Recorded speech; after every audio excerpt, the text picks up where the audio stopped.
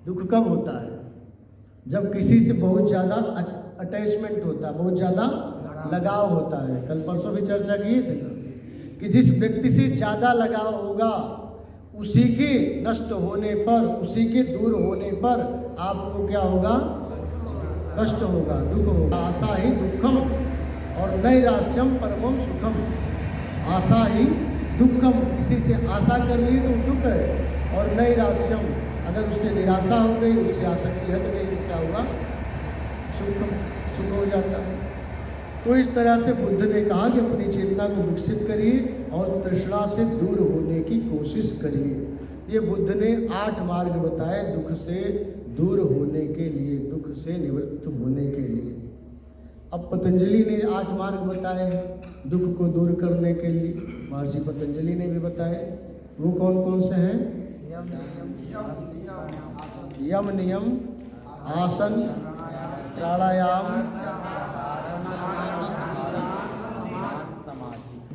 यम नियम लिख लीजिए जिनको नहीं याद हो सीरियल से।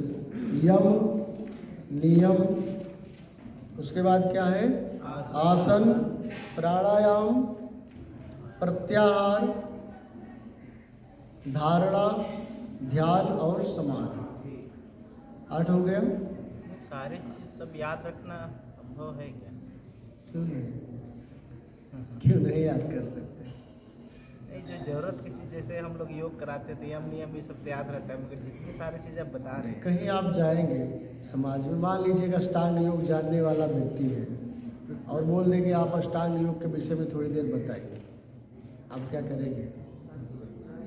यहीं पे सूर्य मंदिर पर ही पिछले वर्ष 1 जनवरी को एक IPS अधिकारी यहाँ पर आए और जब उनको उपदेश कर लोगों ने सत्संग दिया था, उनको उपदेश देने लगे तो उन्होंने कहा महाराज मैंने तो अष्टांग योग पढ़ा है, मैं दर्शन का विद्यार्थी रहा हूँ और अष्टांग योग जानता हूँ, आप अष्टांग योग से रिलेटेड करके कुछ बताइए। उपदेश को बीच में रोक करके। तो यदि अष्टांग योग हम ना पढ़ें तो क्या उसको संतुष्ट कर पाएंगे व्यक्ति को?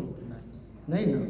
इसलिए कुछ न कुछ जो प्रचलित चीज़ें हैं उसको आपको जानना चाहिए।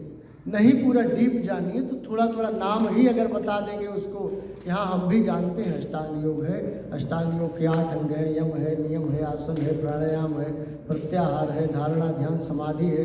यदि इतने नाम ही आप गिना लिए सीरियल से ना, तो उस व्यक्ति को विश्वास हो जाएगा कि नहीं ये मार्ग में चला हुआ है, मेरे मार्ग में चला हुआ है। प्रीति तभी होती है जब आप उससे जुड़ेंगे। किसी व्यक्ति से जब आप जुड़ेंगे, उसके अनुकूल बात करेंगे, तभी वो आपकी बात सुनेगा, अन्यथा आपकी बातों को काट करके निकल जाएगा। संसार की रीति है, यदि संसार के अनुकूल बात किए, हम आपके अनुकूल बात करेंगे, आप यहाँ बैठिएगा। अब हम विपरीत बात करना शुरू कर दें, योग दर्शन, विहंगम योग दर्शन पढ़ाने की बात की गई, अब हम आए हाँ मंत्र शुरू कर दें, चलो मंत्र सुनाओ, बैठिएगा क्या? मंत्र का क्लास कोई दूसरे लेते हैं, आचार्य जी लेते हैं, उनके कक्षा में बैठिए। तो जो जिसका विषय है वही करना चाहिए और उस कक्षा में वही पढ़ाना चाहिए। तो रुचि भी देखनी पड़ती है। एक साधक आपके सामने आ रहा है तो उसकी रुचि किस क्षेत्र में है। हो सकता है कि वो क्रिया योग का साधक हो, तो क्रिया योग को आपको जानना चाहिए कि तब स्वाध्याय ईश्वर प्रणिधान क्रिया योगा, तब क्या है, स्वाध्याय क्या है, ईश्वर प्रणिधान क्या है, इसको भी आपको जानते रहना चाहिए।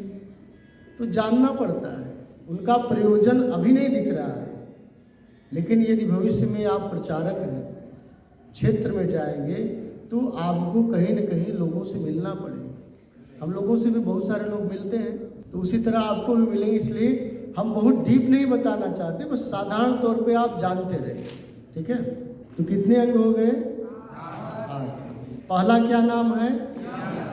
यम। यम क्या है? यम का मतलब होता है अनुशासन। पूरा योग ही अनुशासन है, क्योंकि पहले में ही महर्षि पतंजलि ने कह दिया अथ योगानुशासनम। योग क्या है? अनुशासन है। तो यम एक सामाजिक अनुशासन है। यम का पालन करते हैं तो समाज में अनुशासन की भावना बढ़ती है, समाज में प्रेम की भावना बढ़ती है यम के द्वारा। तो यम में कौन कौन से अंग आते हैं? यम के भी 5 अंग हैं। कौन कौन से? अहिंसा, सत्य, अस्तेय, ब्रह्मचर्य अपरिग्रह यमा। क्या हुआ? अहिंसा। नंबर 1 अहिंसा लिख लीजिए। सिर्फ नाम याद रखिए, थोड़ा बहुत डिफिनेशन बता दे रहे हैं, इतना याद रखेंगे तो बहुत है। अहिंसा, सत्य, अस्तेय, ब्रह्मचर्य और अपरिग्रह। अब अहिंसा क्या है? अहिंसा सबसे पहला जो हो गया क्या है? अहिंसा। नंबर 2 क्या हो गया?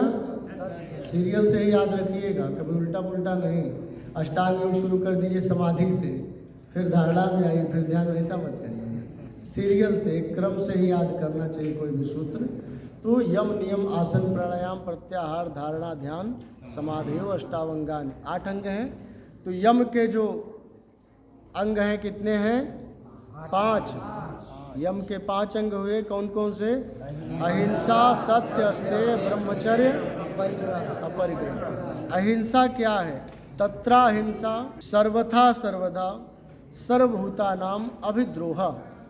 तत्रा हिंसा, जो हिंसा की भावना है, सर्वदा और सर्वथा क्या करना है? सर्वभूता नाम, सभी भूतों में, प्राणियों में, अभिद्रोह, उनमें द्रोह उत्पन्न ना कर। जितने भी प्राणी हैं उन प्राणियों के प्रति मन से, वचन से और कर्म से क्या करना? प्रेम की भावना रखना, उनके प्रति हिंसक वृत्ति ना रखना। या यूं कह लीजिए कि हिंसा का सर्वथा अभाव ही अहिंसा है, जिससे किसी व्यक्ति को चोट पहुँचे, चाहे हमारे वाणी से, वाणी के द्वारा भी चोट पहुँचता है ना, होता है कि नहीं? शब्द मारा गिर गया और शब्द छोड़ा राज, जिन जिन शब्द विवेक किया तिनके सर गयो काज। शब्द ही मारा गिर गया। शब्द की चोट बहुत बड़ी चोट होती है। कल बताए थे ना शब्द की चोट, याद है कि नहीं?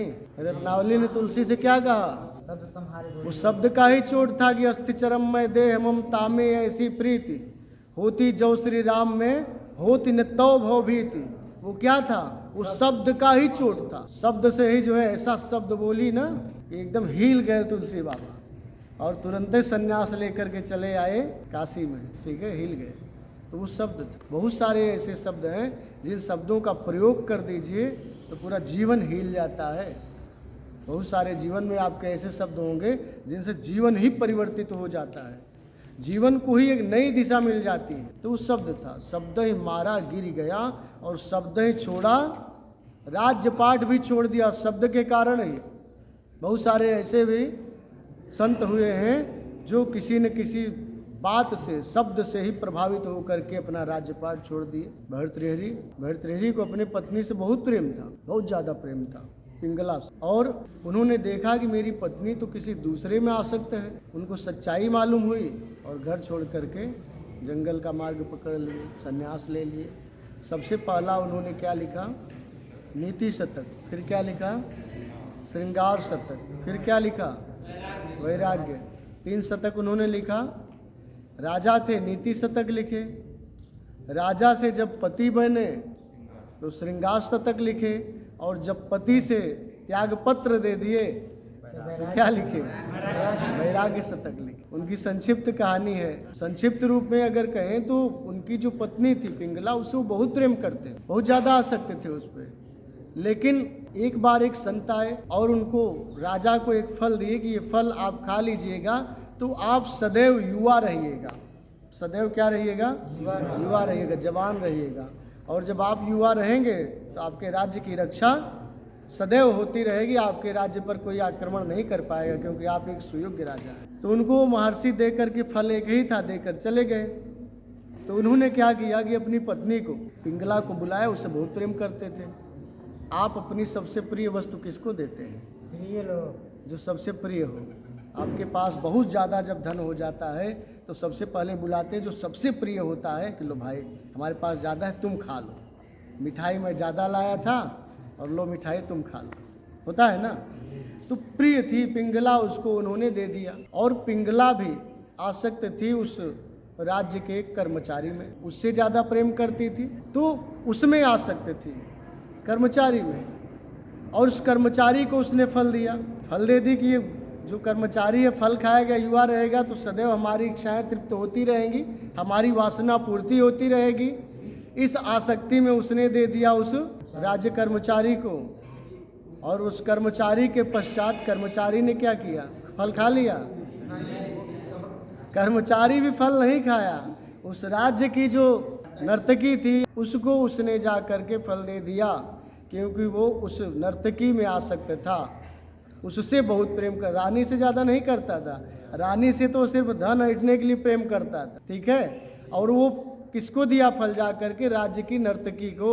यदि यह खा लेगी तो मेरी इच्छा तृप्त होती रहेगी, मेरी वासना पूर्ति होती रहेगी, इस इच्छा से उसको दे दिया। अब जब वो फल उस राज्य नर्तकी को मिला तो वो फल खाई कि नहीं?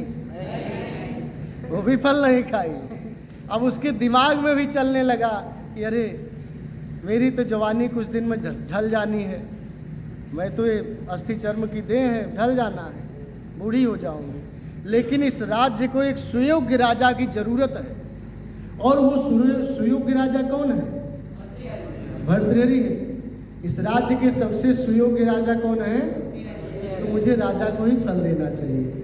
वो नर्तकी क्या की? राजा के पास ले गई फल। महाराज ये फल मुझे प्राप्त हुआ है और मेरी इच्छा है कि आप इसको खा लें, सदैव आप युवा रहेंगे, सदैव आपके अंदर बल रहेगा। और वो फल देखते ही राजा को क्या हुआ? दिमाग चकरा गया, अरे ये फल तो घूम के मेरे ही पास आ गया, फल तो मेरे ही पास आ गया घूम के। अब वो लगे उसका तहकीकात करने की फल कहाँ कहाँ से सर्किल में कैसे घूम के आया। तो वो देखे कि बुलाए नर्तकी को, नर्तकी बुलाई उस राज्य कर्मचारी को। राज्य कर्मचारी ने कहा कि महाराज आपकी धर्मपत्नी जो है महारानी पिंगला, उन्होंने हमको दिया था।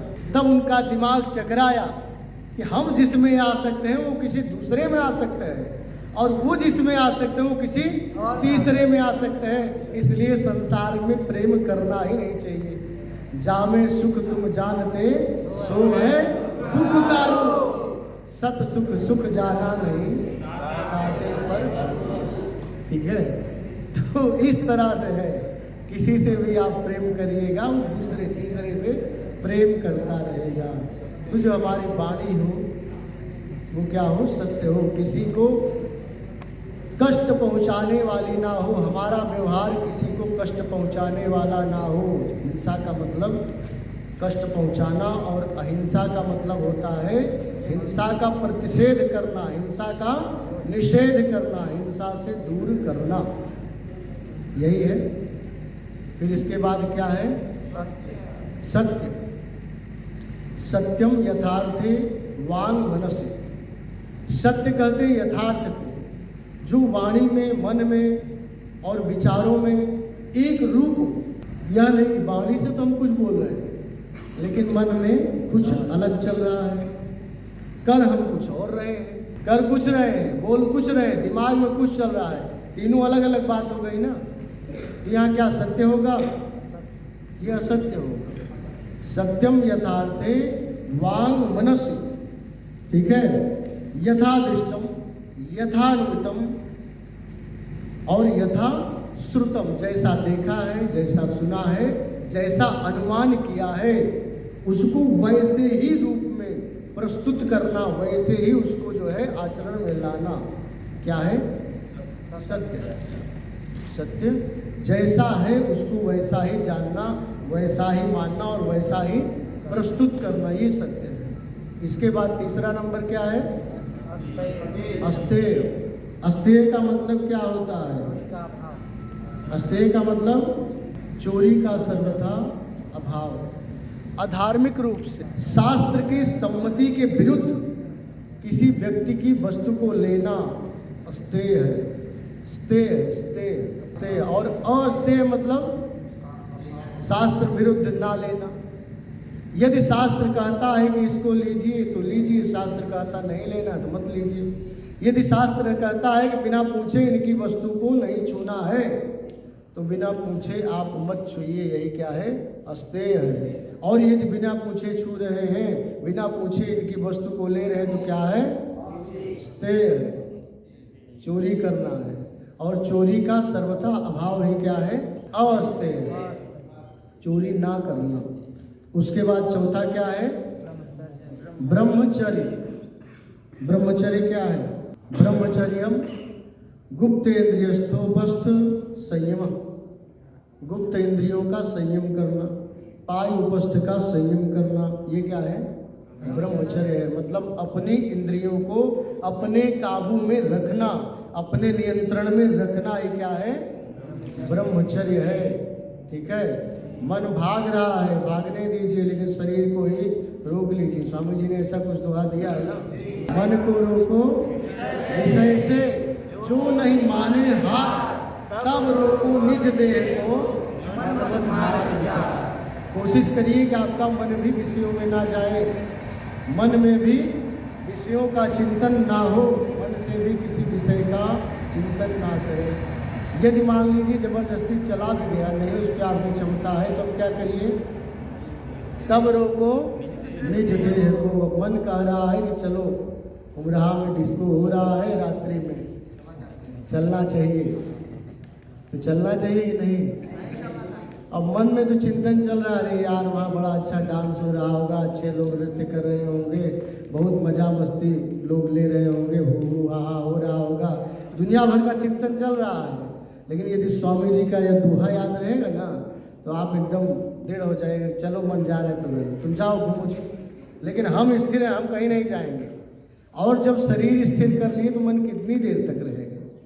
मन तो 16 सेकंड से ज़्यादा एक जगह पर रुकता नहीं, वो तुरंत परिवर्तित हो जाएगा, फिर आपके साथ जबरदस्ती आ जाएगा कि चलो भैया हार गए हम तुमसे, तुम नहीं जा रहे तो हम भी तुम्हारे साथ बैठ जा रहे हैं। उसी तरह से जब भी मन से गलत विचार हो तो शरीर को रोक लीजिए, शरीर को स्थिर कर लीजिए। यही क्या है? ब्रह्मचर्य है। अपने उपस्थ को, अपने इंद्रियों को संयमित करना, नियंत्रित करना ही ब्रह्मचर्य है। और पांचवा क्या है? अपरिग्रह। अपरिग्रह का मतलब क्या होता है? परिग्रह का मतलब क्या होता है? परिग्रह, परिग्रह मतलब संग्रह करना। परिग्रह का मतलब क्या होता है? संग्रह करना। उसमें अ लग गया तो विपरीत कर दिया, अर्थों को क्या किया? विपरीत कर दिया।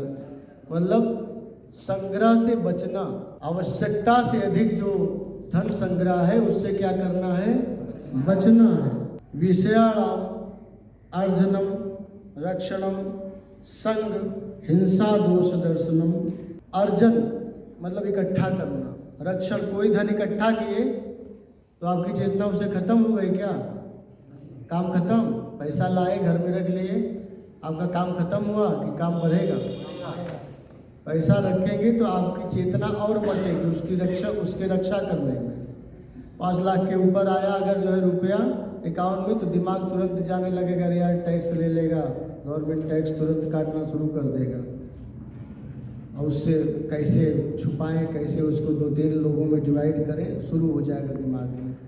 तो जो कार्य था अर्जन तो किए, उसके रक्षण के चक्कर में और थोड़ा सा दिमाग चकराया, ठीक है, और फिर उसका उपभोग कैसे करें कैसे ना करें, दुनिया भर की चीज़ें उसमें बढ़ती जाती हैं। इसलिए कहा कि अपरिग्रह, परिग्रह से बचिए, जितना जरूरत है उतना ही अर्जन करिए, उतना ही एकत्रित करिए, उससे ज़्यादा एकत्रित मत करिए। उनमें क्या करना है? दोष दर्शन करना है, उनके दोषों को देखना है। धन को अर्जित तो करिए, लेकिन अर्जित करने के पीछे कौन कौन से दोष हैं? रक्षण है, अर्जन है, संग्रह है। इन सभी दोषों को देखिए कि अर्जित तो कर रहे हैं, लेकिन इनके पीछे हमको कितना परेशान होना पड़ेगा।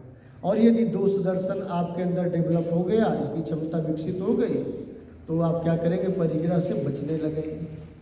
अर्जन भी करना चाहिए, ऐसा नहीं कि अर्जन नहीं करना चाहिए, लेकिन जितनी जरूरत हो, आवश्यकता से अधिक नहीं।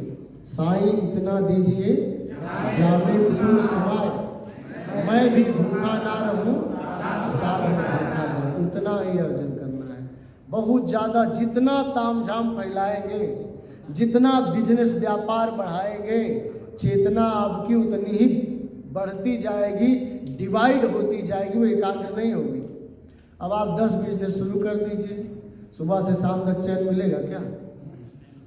कभी जो है इस फैक्ट्री में दिमाग जाएगा, कभी उस फैक्ट्री में दिमाग जाएगा, कभी भी इस बिजनेस में जाएगा, कभी उस बिजनेस में जाएगा, दिमाग इधर उधर चकराता रहेगा। तो साधना करने के लिए मन लगेगा? बैठ भी जाएंगे 10 मिनट ना तो दिमाग में 10 फैक्ट्रियों का नज़ारा ही घूमेगा कि इस फैक्ट्री का कितना इनकम हुआ आज का, अभी तक जो अकाउंटेंट है वो भेजा नहीं मेरे पास, कितना इनकम हुआ, कितना जो है लॉस हुआ। दूसरी फैक्ट्री का दिमाग में आने लगेगा, तीसरी फैक्ट्री का आने लगेगा। जितना विकास करते जाएंगे संसार का उतना ही आप अध्यात्म से दूर होते जाएंगे, उतना ही आप अपने आप से दूर होते जाएंगे, अपने आत्मिक स्वभाव से दूर होते जाएंगे। तो यही 5 आज रहने देते हैं। यम जो है, यम के 5 विभाग हो गए, कौन कौन से?